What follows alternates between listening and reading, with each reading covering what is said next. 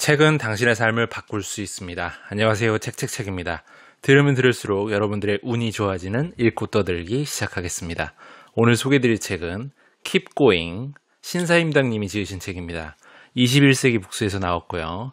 2020년 7월 22일에 출간된 책이고 바로 오늘 받아왔습니다. 총 페이지 수는 250쪽이고요. 특이한 것은 1쇄가 발행됨과 동시에 2쇄가 이틀 만에 찍힌 책입니다. 최근에 나온 김미경 선생님의 리부트 책이 비슷하게 출간과 동시에 3쇄를 찍었는데요. 거의 신사임당님도 김미경 선생님과 책으로 인기를 붙어볼 만한 수준이 된 것이 아닌가 하는 생각이 듭니다. 정말 놀랍네요. 책이 출간돼서 오늘 배송이 돼서 받아받고 앉은 자리에서 다 읽었습니다. 한 2시간 정도 걸렸네요.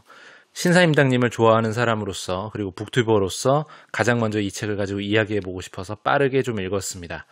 평소에 신사임당님 채널을 자주 보시는 분이라면 역시나 신사임당님 안에서 뽑아 나오는 아웃풋이기 때문에 조금은 영상에서 봤던 얘기들과 비슷한 얘기들일 수 있구나라는 생각이 아마 드실 수는 있겠어요. 그렇지만 그럼에도 불구하고 월 1,000만 원을 벌고 싶다는 일반인에 대한 돈에 대한 욕구를 자극하는 동기부여에 있어서는 책 전체에 있어서 넘쳐 흐르는 부분이 있습니다. 그것만으로도 좀 읽어볼 가치가 있다. 이 책은 그런 가치가 있다는 생각이 들고요.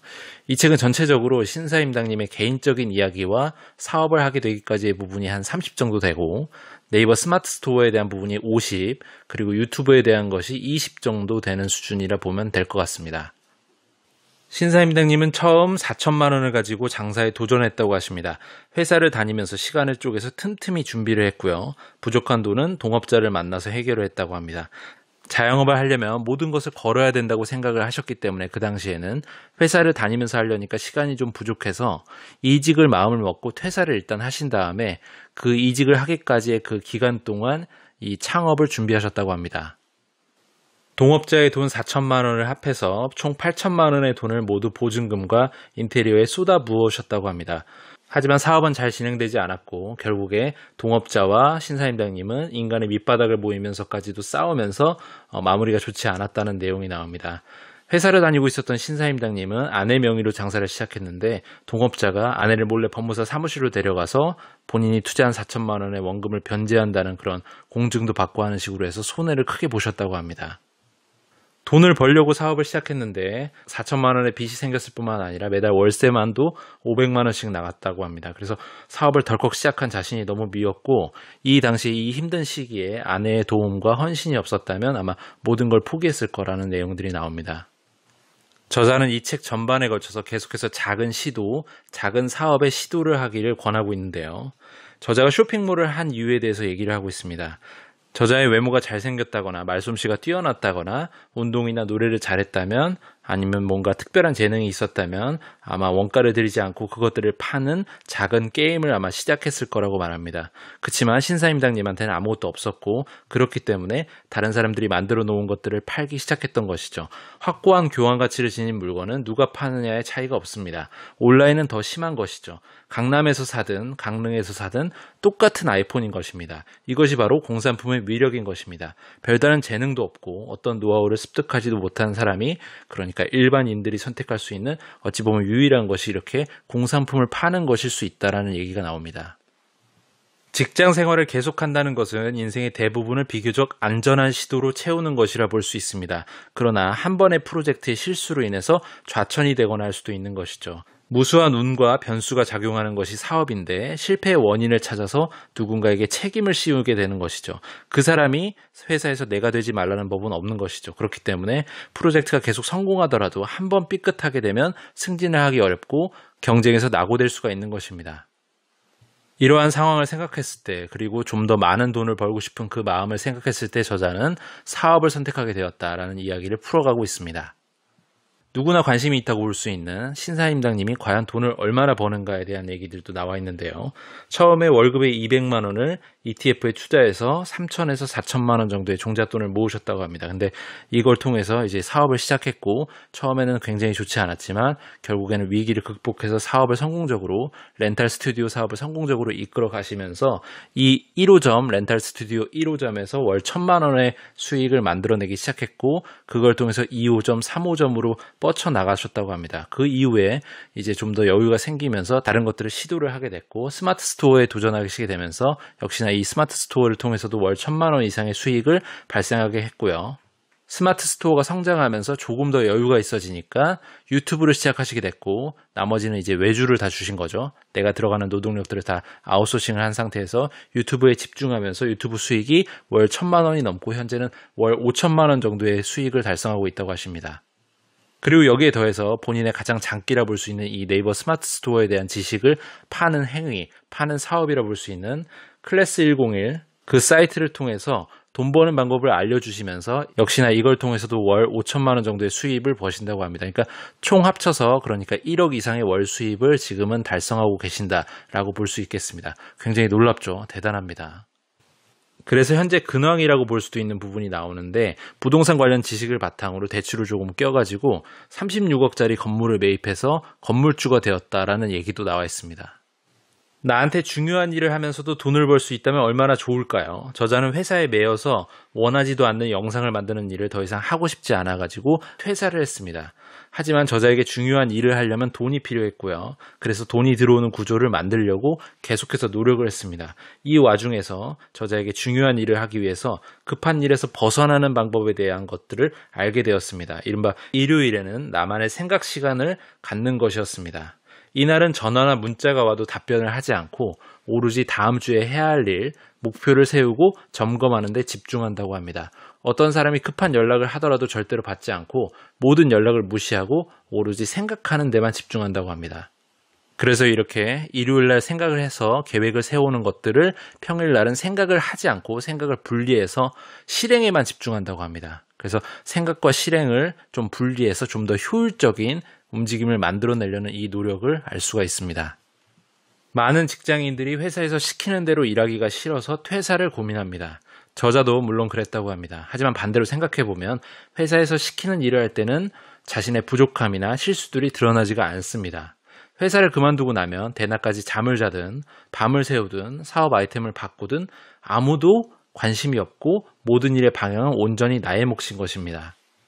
퇴사는 잠깐 쉬고 싶어서 하는 것이 절대로 아닙니다. 특히나 한 집안의 가장으로 가족의 생계를 책임지고 있다면요. 절대 무책임하게 쉬고 싶다고 하면 안 되는 것입니다. 아내와 자식의 인생이 나의 선택에 달려있는 것이기 때문이죠. 알고 보면 나의 결점과 약점들이 한꺼번에 메워준 것이 바로 회사일 수도 있습니다. 그렇기 때문에 회사에 다니는 동안 안정된 삶을 살 수가 있는 것입니다. 그래서 저자가 말하는 바는 현실의 벽에 부딪혀서 좌절을 하지 않으려면 회사를 다니는 동안에 철저히 밖으로 나올 준비를 해야 된다고 말합니다. 최소한의 기반을 확보한 상태에서 회사를 나와야 된다는 것이죠. 월 1,000만 원을 벌기 위한 준비 과정은 회사에 다니는 동안 시작이 되어야 되고 어느 정도 진행이 되어야 된다는 얘기를 강조하고 있습니다. 소득에는 세 종류가 있습니다. 내가 일을 해야만 흘러들어오는 돈과 내가 가만히 앉아 있어도 자동으로 흘러들어오는 돈이 있습니다. 바로 근로소득과 사업소득, 자본소득입니다. 근로소득은 내가 멈추면 같이 멈추게 되는 것입니다. 내가 아무리 열심히 일해도 근로소득은 한계가 정해져 있는 것이죠. 하지만 근로소득으로 내 사업을 시작하게 되면 얘기가 좀 달라지게 됩니다. 초반에는 시스템을 구축하는데 비용이 들겠지만 수익 구조가 잡히고 나면 소득이 증가하는 속도가 빨라지는 구간이 생기게 됩니다. 그러면 번 돈을 재투자해서 더 많은 수익을 만들어낼 수가 있습니다. 부자일수록 더 부자가 되는 이유는 바로 총알이 많기 때문입니다. 도박판에서 결국 판돈이 많은 사람이 승리하는 것과 같은 원리라 볼 수 있습니다. 결국에 판돈을 계속 쏟아부을 수 있는 사람이 이길 수밖에 없는 것이죠. 문제는 우리처럼 평범한 사람들에게는 부자들처럼 많은 돈이 없다는 것입니다. 적은 수익이라도 계속해서 나를 뒷받침해 줄 수 있는 시스템이 갖춰져야지만 계속 시도를 해나갈 수가 있는 것입니다. 단기간에는 실패하더라도 결국은 이길 수밖에 없는 구조를 내가 만들어 나가야 된다는 것이죠. 주식 투자를 해서 배당을 받든 부동산 투자를 해서 월세를 받든 한 달에 30만 원씩 들어오는 시스템을 내가 만들었다면 한 달에 30만 원씩 투자할 수 있는 장사부터 그 돈을 가지고 시작을 하고요. 또 그것을 모아서 100만 원짜리 사업을 하고 다시 모아서 1000만 원짜리 수익 구조를 만들어내야 된다는 것이 저자의 논리입니다. 의지력이 약하고 지극히 평범한 일반인들은 사업을 시도했을 때 성공할 확률이 만약에 10%라면 10번 이상 시도하면 된다는 것입니다. 그렇게 할 수 있는 환경을 내가 만들어야 된다는 것이고요. 그렇기 때문에 작은 사업부터 시작해서 안전하게 실패해도 넘어져도 너무 크게 다치지 않고 다시 일어날 수 있는 그 환경을 내가 만들고 그 환경으로부터 계속해서 도전할 힘을 얻는 그런 구조를 만들어내야 된다는 것입니다. 그리고 그렇게 환경을 만들 수 있을 때까지 이 근로소득을 포기하지 않고 계속 유지를 하면서 생활을 유지해 나가야 된다는 것이죠. 자본주의 사회에서 돈보다 더 중요한 가치를 지켜주는 것이 바로 돈입니다. 역설적인 것이죠. 우리가 돈을 벌어야 하는 이유가 역설적이게도 돈이 최고의 가치로 튀어나오는 그 순간을 줄이기 위해서입니다. 그 순간은 언제일까요? 바로 돈이 가장 필요할 때, 그때를 말합니다. 어느 날 갑자기 다니던 직장에서 해고가 된다면 어떨까요? 새로운 직장을 찾으려고 하지만 불경기에 고용시장이 얼어붙었다면요. 당장의 생활비도 빠듯한 상황에서 사업을 시작할 수도 없을 겁니다. 이런 상황에서 갑자기 전세 만기가 다가와서 집주인이 갑자기 전세금을 5천만 원 올려달라고 했다고 치면 정말로 돈이 필요하게 되겠죠. 이렇게 돈이 필요한 절대적인 순간들은 정말로 많습니다. 자본주의 사회는 정말 냉정한 것이죠. 그 안에서 살아가는 구성원들도 마찬가지입니다. 내가 잘 될 때는 주변에 사람들이 넘쳐나지만 망해서 쓰러지면 아무도 내 손을 잡아주지 않습니다. 자기 살기도 바쁘기 때문이죠. 우리가 살아가는 자본주의 사회에는 그만큼 돈이 중요한 존재입니다. 돈에 관해 이야기하거나 투자를 계획하는 행위 자체를 우리가 터부시하고 돈을 좀 멀리하는 그런 행위들을 저자는 그럴 필요가 없다고 강하게 주장하고 있습니다. 돈이야말로 정말 행복하게 만들어주는 확실한 행복을 주는 돈확행, 어찌 보면 그런 것이기 때문에 굉장히 돈을 존중하고 돈을 사랑하는 것이 어찌 보면 더 맞는 태도다라는 것들을 말하고 있습니다. 저자의 지인 중에 한 명은 대기업에 다니면서 부업으로 쇼핑몰을 운영해서 월 순이익 2천만 원을 올리기도 했다고 합니다. 매월 월급도 따박따박 들어오고 부업으로 1,000만 원 이상 벌어들이니까 웬만한 건물주가 부럽지 않은 상황이겠죠. 회사에 다니면서 투잡으로 온라인 쇼핑몰을 할 수 있는가에 대한 질문에 결론부터 말하면 저자는 당연히 가능하다고 얘기하고 있습니다. 그렇기 때문에 네이버 스마트 스토어를 통해서 그 지식들을 전파하고 있고 그걸 팔아서 또 수익을 많이 벌고 계신 거죠. 간단히 네이버 스마트 스토어를 어떻게 시작해야 되는가에 대한 부분들이 많이 나와 있는데 첫 번째로 물건을 구하는 것들이 가장 중요할 텐데요. 저자는 박람회를 참관하거나 도매 시장을 직접 둘러보는 방법들도 있고 온라인으로 도매토피아, 도매국, 온채널, 오너클랜 같은 사이트를 이용하는 것도 방법일 수가 있다고 합니다. 충분히 이런 사이트만 가지고도 월에 몇백만 원씩 버시는 분들을 충분히 많이 만날 수 있다고 얘기하고 있습니다. 이렇게 온라인으로 물건을 파는 데 있어서의 중요하다고 볼 수 있는 인맥과 파트너십에 대한 부분들이 나오는데요. 소싱과 파트너십에 특별한 비법이 있는 것은 아니라고 합니다. 비즈니스 인맥의 기본은 서로 도움이 되는 관계를 맺는 것입니다. 서로 필요하지가 않다면 관계가 형성될 수도 없고 형성되더라도 오래가지 못하는 것이죠.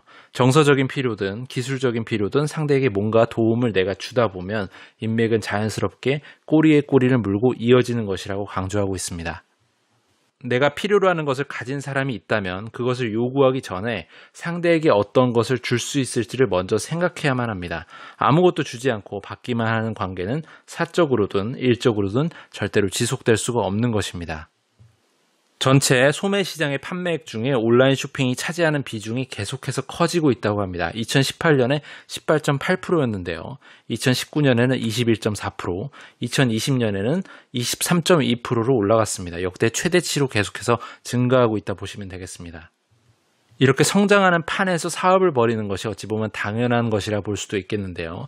이렇게 온라인 쇼핑몰을 운영하다 보면 이 운영 방식에 대한 부분들을 고민을 하게 되는데 살펴보게 되면 다양한 분야의 상품을 파는 종합몰보다 특정 분야의 상품을 집중해서 파는 전문몰의 성장세가 두드러진다고 합니다.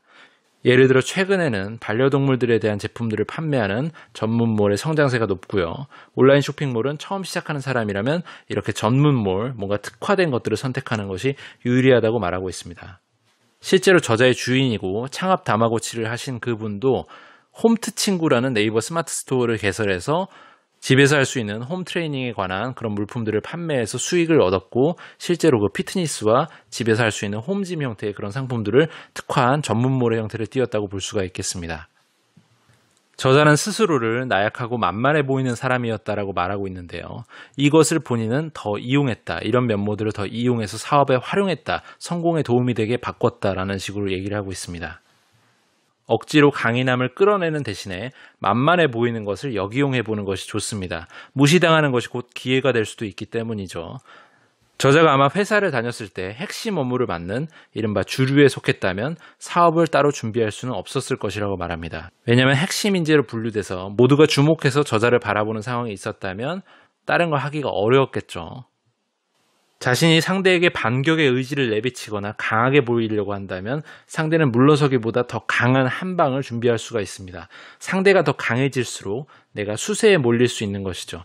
약하고 만만한 사람은 상대가 노력하지 않게 만드는 것이 더 나은 전략이 될 수도 있는 것입니다. 상대가 나를 만만하게 볼 때 좋은 측면이 분명히 있습니다. 약한 사람에게는 속내를 쉽게 드러낸다는 것이죠. 자신의 경쟁자나 어떤 위협이 되지 않는다고 판단하기 때문입니다. 그러한 점도 기회나 무기가 될 수 있습니다. 나 자신에게. 상대의 욕망이나 심리적인 약점을 파악하기에 유리한 것입니다. 나에 대한 경계심이 없기 때문에 사업 기회나 정보를 또한 얻을 수도 있는 상황이 될 수 있습니다. 사람들은 누구나 행복해지기를 원합니다. 하지만 돈이 없어 굶주리는데도 행복할 수가 있을까요? 자본의 제약을 없애는 것이 저자의 삶의 1목표라고 합니다. 금전적 자유가 보장된 상태에서 내가 하고 싶은 것들을 하고 오롯이 내 삶에 집중할 수 있는 자유를 얻고자 하는 것이죠. 비록 나는 누리지 못할지라도 내 자식에게는 진정한 자유를 물려주고 싶은 마음 아마 다들 있으실 겁니다. 그러기 위해서 근로소득이든 사업소득이든 자본소득이든 계속해서 만들려고 하는 것입니다. 만약에 은행의 원금 보장 상품에 모든 자산을 넣어두고 기준금리 수준의 이자만 받고도 행복이 최대화될 수 있는 수익 구간은 과연 어느 정도일까요? 예를 들어서 이자로 월 1,000만 원을 벌어들여야 한다고 한번 해보시죠. 이자율이 2%라고 가정하고 세전 이자 수익이 연간 1억 2천만 원이 되려면 60억의 자산이 있어야 됩니다. 그렇기 때문에 저자는 이 60억 수준에 도달하려고 지금 노력을 하고 있다고 밝히고 있습니다. 이렇게 60억이라는 숫자를 달성하려면 정말 근로소득만으로 살아가는 직장인들한테는 더더욱 먼 얘기라고 볼 수 있습니다. 사람들은 근로소득, 다시 말해서 월급이 가장 안정적이라고 말합니다. 하지만 어찌 보면 사실상 이것이 가장 리스크가 큰 거라고 볼 수 있습니다. 아무리 월급을 많이 받는다고 해도 아파서 쓰러지거나 경기 불황으로 수익이 급감해서 회사가 망할 수도 있습니다. 무엇보다 시간은 노동자의 편이 아닙니다. 나이가 들면 회사에서 나가야 되는 순간이 분명히 오게 됩니다. 저자가 개인 사업을 하는 이유도 이러한 근로소득의 리스크에서 벗어나기 위해서였습니다. 사업의 초기는 월급쟁이와 다를 것이 없습니다. 직원을 고용할 수 있을 때까지는 나 자신을 갈아 넣는 수밖에 없습니다. 회사에 다닐 때보다 오히려 일을 더 훨씬 많이 하는 상황이 펼쳐지게 됩니다. 아무도 내 입속에 숟가락을 넣어주지 않습니다. 내가 직접 숟가락을 들고 땅을 파서라도 먹을 것을 반드시 찾아내야 되는 것이죠. 하지만 이러한 시기를 견뎌내고 안정적인 수익 구조가 만들어지게 되면 회사에 다닐 때와는 반대로 시간이 내 편이 되는 것입니다. 사업이 성장하고 은퇴에 대한 두려움도 사라지게 될 것입니다. 그때가 될 때까지 자전거를 타듯이 계속 페달을 밟아야 되는 것입니다. 계속해서 작은 규모의 사업을 시도하면서 이것을 성공으로 만들기 위한 도전을 지속해야 된다는 것입니다. 타석에 계속해서 들어서서 안타를 칠 수 있게끔 계속 배트를 휘두르어야 된다는 것입니다. 신사임당님은 분명하게 돈을 벌자는 얘기를 하고 있고 그 돈을 버는 행위에 있어서 사업을 하는 쪽으로 많이 치중해서 얘기를 하고 계십니다. 그렇기 때문에 재테크는 저자는 창이 아닌 방패의 수준으로 얘기를 하고 있습니다. 재테크는 자산을 축적하는 데 있어서 창이 아니라 방패와 같은 역할을 한다고 저자는 말합니다. 돈을 버는 수단이 아니라 장사나 사업으로 번 돈을 지키는 방편이라는 것이죠. 왜냐하면 경기 호황이 계속해서 지속되지는 않기 때문입니다. 부동산이든 주식이든 호황과 불황이 교차해서 나타납니다. 재테크는 호황보다 불황을 대비하는 것입니다. 불황에 재테크가 성행하는 것도 바로 그 때문입니다. 요즘에는 많은 사람들이 재테크를 창처럼 쓰려고 합니다. 방패를 창으로 휘두르다 보면 위험한 순간에 자신을 방어하지 못하게 되고 상대의 공격에 노출될 수 있습니다. 내 자산을 지켜내기 위해서 골고루 분배를 해야 되는 것입니다. 그렇다면 내가 방패로 삼아야 될 것은 경제가 호황일 때 수익률이 올라가는 상품일 수 있습니다. 반대로 경기가 호황일 때 상승하고 불황에는 아주 취약한 사업이라면 달러를 보유하는 것이 좋습니다. 이렇게 재테크 기반을 잘 닦아놓으면 경기 불황에도 내 사업을 유지하면서 버텨나갈 수 있는 그런 방패가 분명히 되어줄 것입니다. 유튜브를 시작하는 A 방안이라는 것이 있고 편의점 아르바이트를 하는 B 방안이라는 것이 있는데 이 두 가지 중에 하나를 선택해야 된다고 한번 생각을 해보시죠. 누군가에게는 유튜브를 하는 것이 맞겠고요. 누군가는 또 편의점 아르바이트를 하는 것이 맞을 수가 있을 겁니다.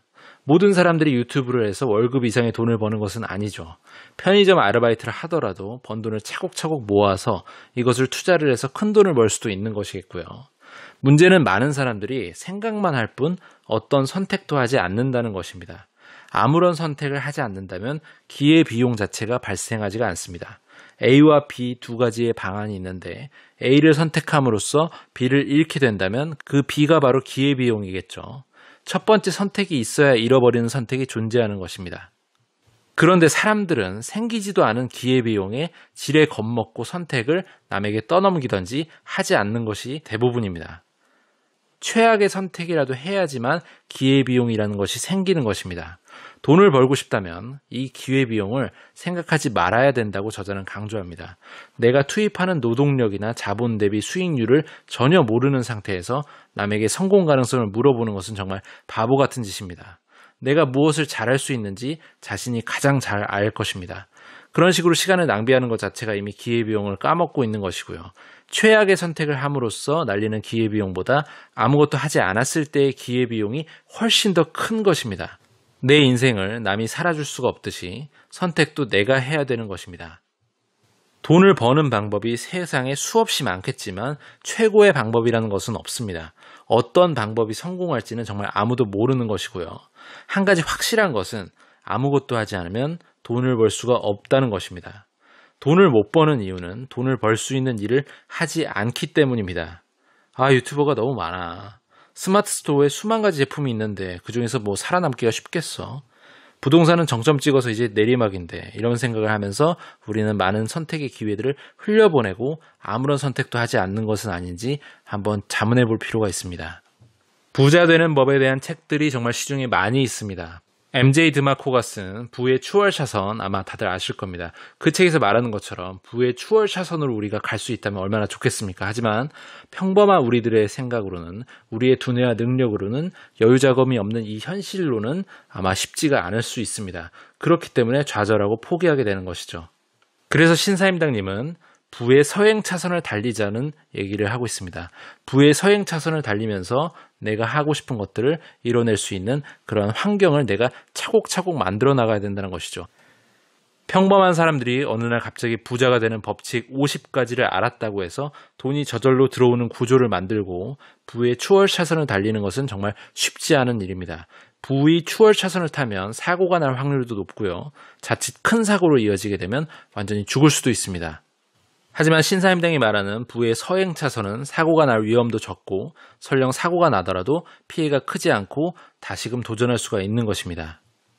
물론 신사임당님이 말하는 이 방법이 완전히 옳고 정답인 것만은 아닐 수 있습니다. 각자의 상황에 맞는 방법들이 물론 있을 수 있겠죠. 하지만 이러한 신사임당님의 사례를 보고 용기를 얻고 실제로 그가 달성했던 이러한 성과들, 결과물들을 우리가 공감하면서 그의 방법들을 조금 차용해 나가면서 내 걸로 만든다면 충분히 내 인생에도 내 삶에도 크게 도움받을 수 있는 그러한 포인트들을 내가 만들어낼 수가 있을 것입니다. 바로 이 책을 통해서 말이죠. 이 책이 주장하는 바를 이 책의 뒷면에 한 줄의 카피에 정확히 나와 있습니다. 한번 읽어보겠습니다. 작은 성공을 반복하고 더 키워 부자가 될 확률을 높여라. 이 책이 말하는 핵심입니다. 오늘은 여기까지 하겠습니다. 유익하셨거나 도움이 되셨다면 구독과 좋아요 부탁드립니다. 이 채널을 유지하는 힘입니다. 감사합니다.